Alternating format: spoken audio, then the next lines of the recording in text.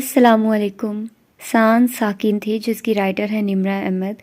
اس کی یہ تیسری ایپیسوڈ ہے. اس نے ایک خوف زدہ نگاہ کلین پر گرے گلاس پر ڈالی اور ڈرتے ڈرتے رانیہ اور انیا کی جانب دیکھا. ایک ہی لمحے میں الماس نے آنے والے حالات کا تصور کر لیا تھا. اس کو اور صابرہ کو اس بدتمیزی کے نتیجے میں دھکے دے کر گھر سے نکال دیا جائے گا. اس کے لب کپ کپا رہے تھے اور پورا جسم لرز رہا تھا. بیٹا دھیان سے پکڑتے ہیں نا. انیا جاؤ اسے کسی چھوٹے گلاس میں جوس ڈال دو اور بٹلر کو کہو کہ کلین آ کر صاف کرے. رانیہ کا لہجہ اتنا میٹھا تھا کہ الماس کو کبھی خواب کا گمان ہونے لگا. وہ انیا جو اس کے خیال میں کافی مغرور اور اخر مزاج تھی آرام سے اٹھی، کلین پر گرا گلاس اٹھایا اور کچن کی جانب چل پڑی. بی بی جی وہ غلطی ہو گئی. وہ ٹوٹے پھوٹے لفظوں میں معافی مانگنے کی کوشش کرنے لگی. ارے بیٹا کوئی بات نہیں، آپ ڈر کیوں رہے ہو؟ ابھی وہ آپ کو اور جوس لا دیتی ہے، وہ پی لینا ٹھیک؟ وہ پیار سے کہہ رہی تھی. الماس کو وہ عورت بہت اچھی لگی تھی. اس نے الماس کو نیچے بیٹھنے کو کہنے کے بجائے صوفے پر بٹھایا تھا، اس بات سے بے پرواہ کہ میلے کپڑوں اور گندے جوتوں والی بچی اس کا لائٹ گرے صوفہ خراب کرے گی.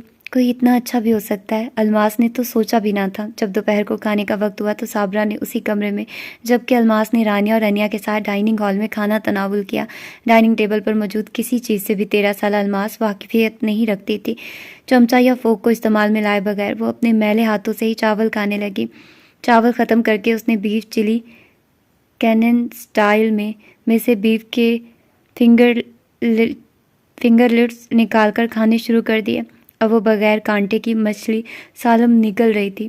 اتنی لذیذ اشیاء اس نے خواب میں بھی نہ دکھائی تھی. انیا نے ندیدے پن پر محض 2 دفعہ اس کی جانب دیکھا اور پھر خاموشی سے اپنا کھانا ختم کرنے لگی. جب اس کی پلیٹ خالی ہو گئی تو اس نے ایک دفعہ پھر انیا کی جانب نگاہ اٹھائی، جس نے بغیر برا مانے اس کی پلیٹ کو دوبارہ بھر دیا، اور وہ ایک دفعہ پھر صدیوں کے بھوکھوں کی مانند کھانے میں مشغول ہو گئی. وہ پلیٹ 3 دفعہ بھری گئی تھی. کھانے کے بعد جب اس نے الماس کے پیالے میں آئس کریم ڈالنا چاہی تو الماس نے فوراً یہ کہہ کر انیا کو روک دیا کہ بی بی جی بس. شام تک صابرہ نے سلائی کا کام مکمل کر لیا تو رانیہ نے 4000 اس کے ہاتھ پر رکھ دیے. مجھے اب 2-3 روز تک باہر جانا ہے، اسی لیے میں باقی چادریں وہیں سے سلوا لوں گی، اب آپ کی ضرورت نہیں. شائستگی سے کہہ کر رانیہ نے دونوں ماں بیٹی کو رخصت کر دیا، مگر جانے سے پہلے اس نے ان کو چائے ضرور پلائی تھی. یہ چائے کے دوران ہی ہوا تھا کہ جب الماس نے اپنی زندگی کی پہلی اور آخری چوری کی. لاؤنج میں آتش دان طرز پر بنی انگیٹھی کے اوپر رکھے سنہری فریم میں سے رانیہ کے دوسرے نمبر والے بیٹے کی تصویر اس نے رانیہ کی غیر موجودگی میں نکال لی تھی. وہ نہیں جانتی تھی کہ اس نے ایسی حرکت کیوں کی تھی. اس کو بس اس لڑکے کے صاف کپڑے پسند آ گئے تھے اور اس نے اتنا جرأت مندانہ قدم اٹھا لیا تھا. جاتے وقت اس نے انیا سے ایسے ہی پوچھ لیا، آپ کے دوسرے نمبر والے بھائی کا نام کیا ہے؟ انیا نے مسکرا کر اسے دیکھا اور بولی، ریان حیدر. جب وہ چلی گئی تو انیا نے لاؤنج میں انگیٹھی پر رکھا وہ فریم اٹھا کر اپنے کمرے کی الماری میں رکھ دیا، مبادا رانیہ گمشدہ تصویر کے متعلق استفسار کرے. وہ نہیں چاہتی تھی کہ رانیہ کو الماس کی اس حرکت کا علم ہو اور وہ اسے چور سمجھے. اور یہ اسی رات کا قصہ ہے کہ جب میری اینے کا نام بدل گیا. ریان نے اسٹریٹ نمبر 10 کے دہانے پر لے جا کر گاڑی آہستہ سے روک دی. نگاہوں کے سامنے دوسرے نمبر کا گھر ہوڈسنز کا تھا. اس نے ایک نگاہ ان تینوں پر ڈالی اور دروازہ کھول کر باہر نکل آیا. بٹ وہ تینوں بھی گاڑی کے باہر آن کھڑے ہوئے تو ریحان نے کہا، میری اینے تم وہ تمام برش پکڑو اور ڈینی تم بکیٹ اٹھاؤ گے. اس کے حکم کی تعمیل کے بعد وہ چاروں گلوز پہننے لگے. آر یو شور وہ لوگ گھر پر نہیں ہیں؟ ڈینی کی تسلی نہیں ہوئی تھی. نہیں میں جھوٹ بول رہا ہوں، آف کورس وہ لوگ گھر پر نہیں ہیں، میں نے کنفرم کر لیا ہے. بلیک ہائی نیک کی آستینیں جو اس نے کونیوں تک موڑ رکھی تھی ہاتھوں تک کرتے ہوئے بولا، دیوار نامی کوئی چیز فیونا ہڈسن کے گھر کے ارد گرد موجود نہ تھی، بس ایک لکڑی کا جنگلہ تھا جسے پھلانگنا نہایت آسان تھا. وہ آسان مرحلہ طے کر کے ریان اور میری اینے نے باقیوں کے لیے اندر سے کنڈی کھول دی. یہ دروازہ کیسے کھلے گا؟ ڈینی نے مین ڈور کو لاک دیکھ کر پوچھا. میری این پن دینا. ریان نے لاک کا بغور معائنہ کرتے ہوئے پیچھے میری اینے کی جانب ہتھیلی بڑھائی. میرا نام مت بگاڑو، وہ بگڑ کر بولی. یہ ان باتوں کا وقت نہیں ہے. میری این پن دو. وہ درستی سے بولا۔ اس کے حکم پر عمل کرتے ہوئے میری اینے نے اپنی ہیئر پن اتار کر ریحان کو تھما دی۔ تقریباً 2 منٹ بعد ہی ریحان نے انیا کو بتائے ہوئے ٹوٹکوں پر عمل درآمد کرتے ہوئے وہ لاک کھول لیا تھا۔ لیونگ روم سے ہوتے ہوئے وہ اوپر والی منزل پر آ گئے جہاں ریحان کے اندازے کے مطابق فیونا کا کمرہ ہونا چاہیے تھا۔ اس کا اندازہ ٹھیک نکلا، وہ کمرہ کسی لڑکی کی زیر استعمال تھا۔ یہ بات کمرے کی نفاست اور بیبی پنک پردے بتا رہے تھے۔ مزید تصدیق فیونا کے بیگ پیک نے کر دی تھی جو صوفے پر دھرا تھا۔ ریحان نے اس کا بیگ پیک کھولا اور میتھس کا جرنل نکال کر ڈینی کے حوالے کر دیا جس نے نہایت تیزی سے سرخ رنگ کے پینٹ سے اسے رنگ دیا۔ تقریباً آدھی بالٹی تو رجسٹر کا ایک ایک صفحہ رنگنے میں ہی ضائع ہو گئی، باقی آدھی سے انہوں نے لائٹ پنک پردوں، بیڈ کور، صوفوں اور کارپٹ کا حلیہ بگاڑنے کے علاوہ دیوار پر بڑا بڑا کر کے F4 لکھ دیا۔ انہوں نے خاص پینٹ خریدا تھا جو آسانی سے اترنے والا نہیں تھا۔ جب یہ تمام کارروائی مکمل ہو گئی تو جس خاموشی سے وہ لوگ آئے تھے اسی خاموشی سے واپس آ گئے۔ گاڑی میں بیٹھتے ہی ریحان نے اسے وقتاً اڑانا شروع کر دیا۔ جب وہ وہاں کی حدود سے باہر نکل آئے تو ایک دم ریحان ہنسنے لگ گیا۔ ڈینی اور اینجی بھی ساتھ ساتھ ہنسنے لگے، البتہ میری این نے کچھ خاموش سی بیٹھی تھی۔ میری این، ریحان نے ہنسی روک کر اسے مخاطب کیا۔ میری اینے، وہ ایک دم بفر کر بولی۔ ہاں وہی، خیریت ہے؟ تم لوگ اس کا کمرہ بے شک خراب کر دیتے مگر اس کے جرنل کو تو بخش دیتے۔ کیوں؟ اس نے مجھ سے پنگا کیوں لیا؟ اگر چیٹنگ کرنے پر مجھے ایکسپیل کر دیا جاتا تو میرا تو فیوچر تباہ ہو جاتا۔ ابھی میں نے اسے معاف کر دیا تو ہاتھ تھوڑا نرم رکھا ہے، ورنہ تم مجھے جانتی ہو۔ وہ درست لہجے میں بولا۔ واو، اچھا معاف کیا ہے تم نے؟ میری اینے نے سر ہلا دیا۔ اوہ ڈیم اٹ میرین، تم کیوں؟ مائی نیم از میری اینے، MARAANNE، انڈرسٹینڈ؟ وہ اکتا کر بولی۔ ریحان کے ہاتھ تو گویا ایک مشغلہ لگ گیا تھا۔ ہاں ہاں معلوم ہے مجھے مہرین، وہ اسے چڑھانے کو بولا تھا۔ میری اینے، آف کورس مائی ڈیئر میرین۔ وہ خاموش ہو گئی اور غصے سے گاڑی کے باہر دیکھنے لگی۔ اس دن کے بعد سے وہ میری اینے سے مہرین بن گئی تھی۔ نیو کاسل اپون ٹائن میں 2 بڑے پیزا ہاؤس تھے۔ اینجی کے بے پناہ اصرار پر ریحان پورے گروپ کو نسبتاً بڑے اور مہنگے پیزا ہاؤس میں لے گیا۔ اب اتنا کھاؤ کہ تمہیں 10 دن تک مزید بھوک نہ لگے۔ قدرے الگ تھلگ کیبن کی جانب جاتے ہوئے ریحان نے اینجلینا سے کہا۔ یہ تو منحصر ہے اس پر کہ تم کتنا کھلاتے، ورنہ میں تو ریحان کو چڑھانے کے لیے اس نے فقرہ ادھورا چھوڑ دیا، ورنہ تم تو ندیدے پن کا مظاہرہ کرتے ہوئے دنیا کے 75% بھوک سے بے حال افراد کو بھی مات دے سکتی ہو۔ مرین نے جھٹ کہا اور باقیوں کی تقلید میں کرسی سنبھال لی۔ بالکل، ڈینیل نے اتفاق کیا تو اینجلینا تلملا کر رہ گئی۔ اچھا مسٹر، اب کچھ آرڈر بھی کرو، مجھے سخت بھوک لگ رہی ہے۔ مرین نے مسکینوں والی شکل بنا کر ریحان کو طلب کیا۔ ریحان، جلدی یار، تھوڑی سی دیر اور ہو گئی تو یہ خواتین فوت ہو جائیں گی، ڈینیل نے خواتین پر زور دیتے ہوئے کہا۔ یہ خواتین کس کو کہا ہے؟ مرین ایک دم سلگ اٹھی۔ ڈینیل نے ارد گرد نگاہ دوڑائی اور کسی خواتین نما چیز کو نہ پا کر میرین سے بولا، جہاں تک میری آنکھوں نے دیکھا یہاں تم اور اینجی ہی تشریف فرما ہو۔ ایک تو یہ کہ گناہ گاروں کا کوئی اعتبار نہیں، اور دوسرے یہ کہ میں صرف 16 سال کی ہوں اور ریحان نے میرین کی بات کاٹ دی، اور ابھی فیڈر میں دودھ پیتی ہوں۔ ایڈیٹ، میرین نے اپنا ہینڈ بیگ ریحان کے شانے پر مارا۔ میں تم سے بڑی ہوں، میرا ادب کیا کرو۔ جی ہاں، مگر اس ایک دن کے بڑے پن کا فائدہ نہ اٹھاؤ، وہ تر سے بولا۔ تھوڑی دیر کے لیے سیز فائر کر کے ذرا ادھر متوجہ ہو جاؤ اور آرڈر کرو۔ ریحان نے سب کی توجہ ویٹرس کی جانب مبذول کی تو میرین نے جھٹ مینیو کارڈ اٹھا لیا، مگر اینجلینا نے فوراً وہ کارڈ اس کے ہاتھ سے لے کر میز پر رکھ دیا۔ 10 گھنٹے تک تم مینیو پڑھتی رہتی ہو اور اینڈ پر آرڈر ہمیشہ اٹالین کش ہی کرتی ہو، اس لیے بہتر ہے تم یہ جاب میرے حوالے کر دو۔ مہرین قدرے چیمپ کر مسکرا دی۔ اینجلینا نے لمبا چوڑا آرڈر نوٹ کرایا۔ ریحان نے اپنے ساتھ ساتھ مہرین کا بھی متوقع آرڈر نوٹ کرا دیا۔ وہ ہمیشہ کی طرح آج بھی پالک پنیر والا پیزا کا آرڈر دے رہا تھا۔ اب جی بھر کے کھانا، ریحان نے اینجلینا کو چڑھانے والے انداز میں کہا۔ اچھا مستقبل کے آرتھوپیڈک ڈاکٹر، اور سناؤ واٹس اپ؟ ریحان اب مہرین سے مخاطب تھا۔ فی الحال تو تمہاری جیب خالی ہونے کے علاوہ کوئی نیوز نہیں ہے، وہ کچھ ترس کھانے والے انداز میں بولی۔ میری جیب کی فکر مت کرو، وہ ہنسا۔ ڈیڈ زندہ باد، کتنے اچھے ہیں عظیم انکل، اینجی پر ستائش انداز میں بولی۔ چاہے ان کا بیٹا بدتمیزی اور فضول خرچی کی انتہا کر دے مگر وہ پیسے ضرور بھجوائیں گے۔ مجھ جیسا کفایت شعار اور سوچ سمجھ کر خرچنے والا بیٹا ان کا کوئی بھی نہیں ہے، وہ گردن اکڑا کر بولا۔ ویسے یہ بات تو ٹھیک ہے، میرین نے اتفاق کیا، تم علی سے کم شاہ خرچو۔ علی کا تو ذکر ہی نہ کرو، ریحان نے واقعتاً کانوں کو ہاتھ لگائے، وہ ڈیڈ سے مجھ سے 4 ٹائمز زیادہ پاکٹ منی مہینے میں 3 بار لیتا ہے۔ تم دونوں بہت ڈفرینٹ ہو، میرین کہہ رہی تھی۔ علی اور تم لاسٹ ایئر جب میں ڈیڈ کے ساتھ ڈی سی گئی تھی تو علی سے ملی تھی، وہ کافی فلرٹ ٹائپ کا لڑکا ہے، مگر تمہاری تو میں نے آج تک کوئی گرل فرینڈ نہیں دیکھی۔ تعریف کر رہی ہو تو شکریہ، نہیں کر رہی تو میں بتاتا چلوں کہ لڑکیاں سر کا درد ہوتی ہیں، ان سے ریلیشن رکھنا کنویں میں چھلانگ لگانے سے بدتر ہوتا ہے۔ تمہیں تو خیر ہر اچھی چیز بری لگتی ہے، میری نے اپنی سمت کی اس عزت افزائی پر ناک چڑھا کر کہا۔ لڑکیوں کے علاوہ کس چیز کو جناب اچھا کہہ رہی ہیں؟ ریحان کو میرین کو چھیڑنے میں بے حد مزہ آتا تھا۔ تمہیں جغرافی بری لگتی ہے اور تمہیں کرکٹ بری لگتی ہے، میرین نے 2 ٹوک لہجے میں کہا۔ جیوگرافی، فزکس اور اوپرا کی اچھائی تو میں تسلیم کر سکتا ہوں، مگر کرکٹ کا نام مت لو، وہ منہ بنا کر بولا۔ تم تینوں کو نہ جانے کیوں اتنے فضول اور غیر دلچسپ اور سست روح کھیل میں دلچسپی ہے۔ 5 دن دھوپ میں جانوروں کی طرح کھڑے ہو کر بھی اگر میچ ڈرا ہو جائے تو پھر اتنی محنت کا کیا فائدہ؟ فٹ بال اچھی ہوتی ہے، 90 منٹ میں ختم۔ فٹ بال؟ ڈینیل نے ابرو اٹھائی۔ یار it's boring, damn it, football is not boring. Football میں کوئی بھی پلس پوائنٹ نہیں ہے، ڈینیل بولا۔ پاگلوں کی طرح 22 کھلاڑی ایک گیند کے پیچھے بھاگ رہے ہوتے ہیں، عجیب سی تیزی اور افراتفری ہے۔ کرکٹ بہتر ہے، آرام و سکون سے دیکھی تو جاتی ہے، فٹ بال دیکھ کر تو جیسے مجھے سانس چڑھ جاتی ہے۔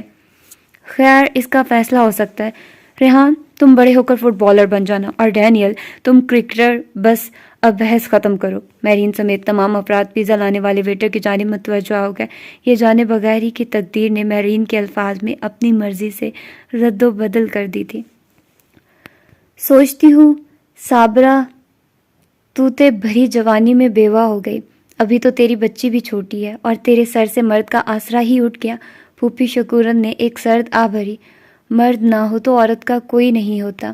اپنے ازلی گوارپن سے سالن کچھ کھاتی اور باقی منہ اور کپڑوں پر گراتی الماس نے اس آخری فکرے پر نہایت چونک کر پھوپھی شکورن کی جانب دیکھا تھا اور جی ہی جی میں سوچا تھا، یہ غلط کہہ رہی ہے، کوئی کیسے نہیں ہوتا، اللہ تو ہوتا ہے نا۔ وہ چاہنے کے باوجود بھی یہ بات آواز بلند نہیں کہہ سکتی تھی۔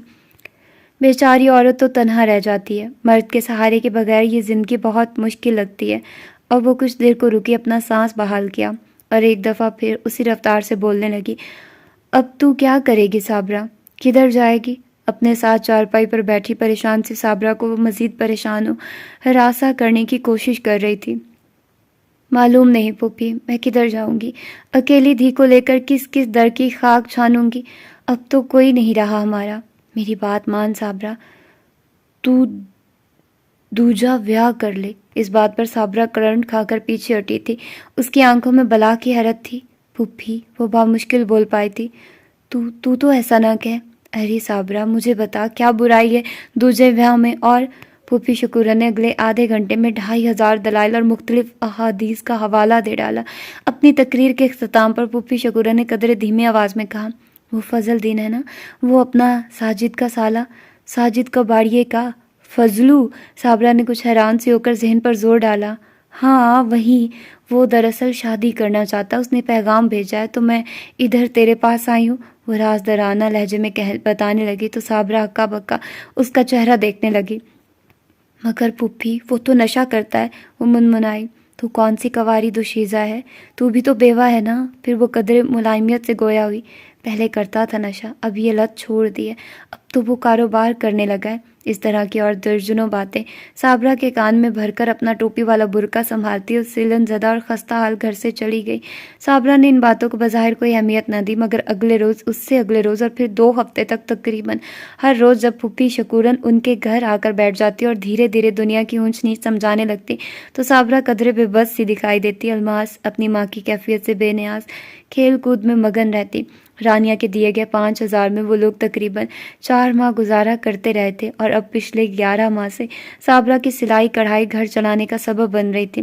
الماس خوش تھی کیونکہ اسے بھوک اور بدحالی کا سامنا نہیں کرنا پڑ رہا تھا، اسے اسکول نہیں جانا پڑتا تھا، وہ آزادی کے ساتھ گلی میں اپنے جیسے اجڑ اور گوار بچوں کے ساتھ کھیل سکتی تھی۔ اس کے تن پر کپڑا چاہے جتنا میلا صحیح موجود تھا اور پیٹ میں روٹی تھی، وہ اس سے زیادہ کی تمنا بھی نہیں کرتی تھی، مگر چند خواہشات سورج کی پہلی کرن کی مانند وجود میں پھورتی رہتی تھی۔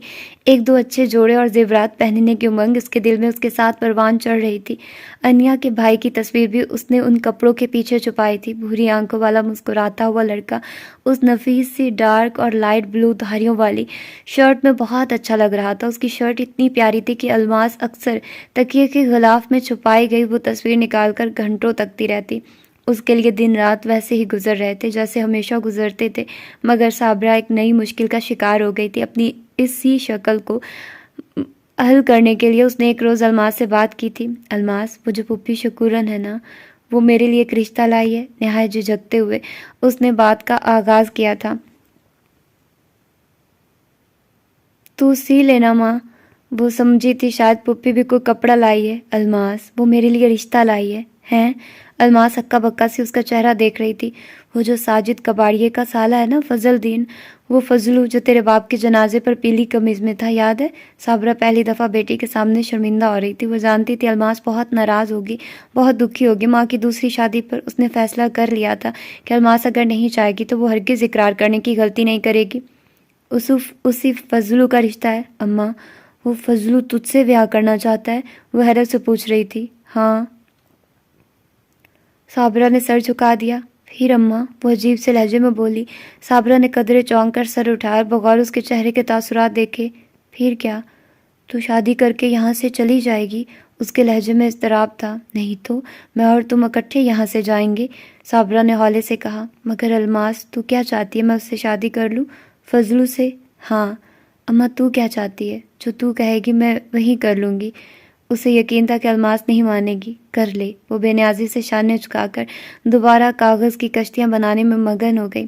آج بادل چھائے تھے اور لگتا تھا میگھ کھل کر برسے گا۔ اسی بارش کے لیے وہ کشتیاں بنا رہی تھی۔ بات ٹائٹینک سے شروع ہوئی تھی۔ ریان کو مووی بس ٹھیک ہی لگی تھی، اسی لیے اس کو اس طرح گہرائی میں جا کر ڈسکس کرنے سے اسے کافی بوریت محسوس ہو رہی تھی۔ ڈرامہ کلاس سے یوں بھی اسے نفرت تھی۔ جو واحد وجہ اس کلاس کو اٹینڈ کرنا تھا وہ وہاں کی پرفسو آب و ہوا میں نیند کا اچھا آنا تھا، ورنہ وہ کبھی یہ کلاس نہ لیتا۔ اس کے برعکس کلاس کی تمام لڑکیاں بالخصوص میرین اور اینجلا بڑھ چڑھ کر بول رہی تھی۔ جو واحد لڑکا گفتگو میں حصہ لے رہا تھا وہ اینڈریو تھا۔ حیدر، لگتا ہے تمہیں مووی نے اتنا متاثر نہیں کیا جتنا کرنا چاہیے تھا۔ اس کی ہمیشہ بولتی اور لاجواب کر دینے والی زبان کو خاموش دیکھ کر مسز کیمرون نے پوچھا۔ نو میم، وہ دھڑلے سے بولا، کیونکہ میں لڑکیوں اور بعض لڑکوں کی طرح ایموشنل سکنس کا شکار نہیں ہوتا۔ اس کا اشارہ اینڈریو کی جانب تھا جو خواہ اپنی نالج جھاڑنے کی کوشش کر رہا تھا۔ ٹھیک کہہ رہا ہے یہ میم، حیدر صرف مینٹل سکنس کا شکار ہوتا ہے، اینڈریو نے کہا تو ساری کلاس سوائے اس کے دوستوں کے ہنس پڑی۔ جب کوئی کلاس فیلو خوبصورت ہو، امیر ہو، ذہین اور حاضر جواب ہو اور سب سے بڑھ کر ٹیچرز کا فیورٹ ہو تو دیگر طلباء کا اس سے جالس ہونا فطری عمل ہے۔ ریحان نے جواب نہیں دیا، وہ محض مسکرا دیا۔ البتہ اندر ہی اندر اس کا خون کھول رہا تھا۔ میری نے کچھ سخت کہنے کے لیے منہ کھولا، مگر ریحان نے محسوس انداز میں اس کے ہاتھ کی پشت کو دبا کر اسے خاموش رہنے کا اشارہ کیا۔ ٹائٹینک سے ہوتے ہوئے بات ریسلنگ ارنسٹ ہیمنگوے تک چلی گئی۔ ریحان نے یہ مووی بھی دیکھ رکھی تھی، مگر وہ اینڈریو کی طرح نالج جھاڑنے کے بجائے خاموش بیٹھا تھا۔ اینڈریو اس فلم سے کافی متاثر نظر آ رہا تھا۔ 90 کی دہائی کے وسط میں ریلیز ہونے والی اس فلم کی کہانی دو بوڑھے دوستوں کے درمیان گھومتی ہے۔ اینڈریو فرینک کے کردار کو بڑی دلجمی سے بیان کر رہا تھا۔ وہ فرینک کے دوست کے کردار کو پرفارم کرنے والے ایکٹر کا نام بھی غلط بتا رہا تھا۔ وہ اس کو رابرٹ ویلمر کہہ رہا تھا جبکہ وہ رابرٹ ڈووال تھا۔ کلاس میں شاید کسی نے وہ مووی نہیں دیکھی تھی، ورنہ کوئی اس کی تصحیح کر دیتا۔ ریحان کے پاس موقع تھا کہ وہ اپنی بےعزتی کا بدلہ چکا سکے، مگر وہ ٹھنڈا کر کے کھانے کا عادی تھا۔ میرا خیال ہے میم، جس طریقے سے اینڈریو اس کردار کی وضاحت کر رہا ہے، لگتا ہے اس نے بہت غور سے مووی دیکھی ہے اور اس کردار کو ٹھیک سے سمجھا بھی ہے۔ کیوں نہ ہم اس کو ایکٹ کریں؟ جب اینڈریو بول چکا تو اس نے ستائشی انداز میں کہا، यूँ अगले संडे के लिए वो फिल्म प्ले की सूरत में ढाल कर ऑडिटोरियम में एक्ट करने का फैसला हो गया। एंड्रयू काफ़ी खुश दिखाई दे रहा था। जब फ्रैंक के किरदार को परफॉर्म करने वाले स्टूडेंट्स का नाम ज़ेरी बहस आया तो रेहान ने फ़ौरन एंड्रयू के हक़ में वोट दे दिया। मैं एंड्रयू के तज्ज़िये से काफ़ी मुतासिर हुआ हूँ। मेरा ख्याल है ये किरदार उसी को मिलना चाहिए। वो किरदार एंड्रयू को ही मिल गया।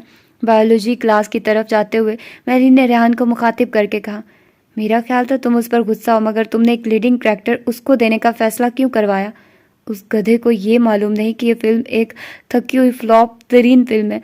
आज उसने मेरा मजाक उड़ाया। नेक्स्ट संडे मैं देखूंगा जब पूरा स्कूल उसका मजाक उड़ाएगा। मैं खुद से ज्यादती करने वालों को छोड़ता नहीं हूँ। मैरी ने हैरत से उसे देखा। तुम्हें कैसे और क्यों यकीन है कि पूरा स्कूल उसका मजाक उड़ाएगा? मुझे पता है कि वो रिचर्ड हैरिस को कॉपी करेगा, और रिचर्ड हैरिस ने उस फिल्म में अपनी ज़िंदगी के बदतरीन परफॉर्मेंस का मुजाहरा किया था। अगर वो बदतरीन परफॉर्मेंस को कॉपी करेगा तो उसकी परफॉर्मेंस एक दर्जा मज़ीद ख़राब हो जाएगी ना। रेहान फातिहाना मुस्कुराहट के साथ कह रहा था। रेहान हैदर ने उसे फंसाया है, उसकी बेइज्जती करवाई है, महज अपनी बेइज्जती का इंतकाम लेने के लिए। इस बात का अंदाज़ा एंड्रयू को प्ले ख़त्म होने के बाद हुआ था। उसने रेहान के चेहरे पर पुरस्रार मुस्कुराहट और आंखों में तमस्खुर की चमक देखी थी, और उसने अहद किया था कि वो बदला ज़रूर लेगा। और उस दिन रेहान ने अपना पहला दुश्मन बनाया था, और वो नहीं जानता था कि वो दुश्मन अनकरीब उस पर खुशकिस्मती के दरवाजे खोलने वाला है। तो ये थी आज की तीसरी एपिसोड। होपफुली कि आप लोगों को अच्छी लगी होगी। और छोटी सी उसने क्यों चुराया, लेकिन वो थोड़ा अजीब भी लगा और थोड़ा समझ भी नहीं आया, लेकिन क्या कह सकते हैं। लेकिन ये रेहान कुछ ज़्यादा ही है, आउटस्टैंडिंग बनने की कोशिश करता है, लेकिन ये गलत बात है। इतना ज़्यादा मुझे तो उस बच्चे का भी हो रहा है। भाई उसने चीटिंग की, अब टीचर ने गलत समझा तो इट डज़न्ट मीन कि वो कहते कि नहीं सर उसने नहीं, मैंने चीटिंग की है। तो वो तो नहीं बता, अब कौन बताता है? तो तुम उसके पीछे पड़ गए हो। अगर टीचर्स का मतलब वो कहते हैं ना कि बद अच्छा बदनाम बुरा, तुम बदनाम थे, इसीलिए तुम्हारी तरफ शक पहले गया, उसको किसी ने नहीं किया। लेकिन खैर क्या कह सकते हैं। अब थोड़ा सा है तो इसमें चीज़ें हैं थोड़ी सी जो मतलब निम्रा का स्टाइल नहीं लगता, लेकिन खैर निम्रा का स्टार्ट था तो ये भी ठीक है, मतलब नॉट बैड, इतना बुरा भी नहीं है। तो देखते हैं कि आगे क्या होता है। और फजलू के साथ अब उसकी शादी हो जाएगी। यार पहले नॉवेल्स ऐसे ही होते थे, मतलब गुर्बत और ये चीज़ें बड़ा ना आपको वो करती हैं, हॉन्ट करती हैं, और बड़ी आपको इन चीज़, मुझे तो बड़ी घबराहट होती है ऐसी चीज़ें पढ़कर। और यार इनमें बहुत सारी ऐसी चीज़ें हैं, मैंने तो कभी इन चीज़ों को पढ़ा भी नहीं है। ऑनेस्टली बताऊं, मैंने कोई वो कहते हैं ना इंग्लिश वाली साइड पर, ये जो अभी सीजन्स वगैरह मैंने देखे हैं, ये भी मैंने अभी देखना स्टार्ट किए हैं। मतलब जैसे कि सीरीज़ वगैरह होती है, वैसे मैं ज़्यादातर अब तो मैंने बहुत कम कर दिया है। लेकिन ये बहुत ज़्यादा फैसिनेट करते हैं चीज़ें। और मतलब दूसरी कंट्री के ड्रामाज, उनकी सीरीज़ देखना, उनके बारे में जानना, मतलब आप किसी का कल्चर कैसे जानते हो? आप उनके फिल्मों से, उनकी मूवीज़ से और उनकी सीरीज़ वगैरह से जानते हो। तो नेटफ्लिक्स से ही ज़्यादातर मतलब मेरा ख्याल है कि देखते हैं लोग। तो मैंने भी नेटफ्लिक्स से ही देखना स्टार्ट किया था, आज से कोई 2-3 साल पहले। बस इतना ही मेरी नॉलेज में है चीज़ें। तो मुझे ऐसा सारी फिल्म्स का पता नहीं है, मुझे नहीं पता कि कौन कौन सी फिल्म्स थी, कौन कौन से हीरोज़ हैं। तो सेम मुझे उनके नाम भी नहीं पता, तो मैं नाम गलत पढ़ जाऊँ मे बी। तो इसलिए मैं आपको पहले ही आगाह कर दूँ कि इस ज़ाविये से देखिएगा, क्योंकि अगर आपको किसी का नाम पता होता है ना तो आपको इजी हो जाता है। लेकिन इंग्लिश वाले नाम तो वैसे भी आपको मुश्किल लगते हैं, क्योंकि हमने सुने भी नहीं होते, तो हमें पता भी नहीं होता कि हमने उनको कैसे प्रोनाउंस करना है। तो फिर मिलते हैं इसकी अगली एपिसोड में। अपना ढेर सारा ख्याल रखिएगा। अल्लाह हाफिज़।